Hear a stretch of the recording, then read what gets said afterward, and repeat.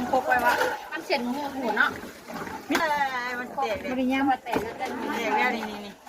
อันนี้ก็แตกได้นะหนัก สามคนกลุ่มโดดโยกหกใหญ่เอาเลยเนาะสามคนกลุ่มไม่ได้ เสร็จมุ่งแน่นะตอนนี้ ไปโทรตามนะบัน ไปยาก็ได้ เวลานี่นะเวลากำลังจอดชมตำอันยังโคกใหญ่อยู่ดิกำลังเด้งไปที่โคกใหญ่ชมตำโคกใหญ่อยู่เลย ไม่ได้นับ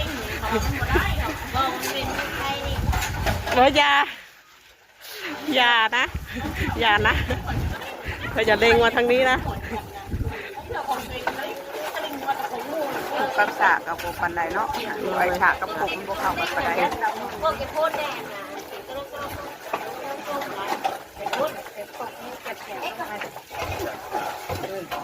ประเด็กนี่ก็ขนาดเธอตรวจอยู่เฮ้ยกระปูวัดหรือเปล่าถ่ากระปูกี่ดิเนาะไปกินเองบ่อ๋อโอเครู้เรื่องค่ะสิกินมองได้สิกินมองได้ตำรถไหนนั่นบ่จะเลยนะ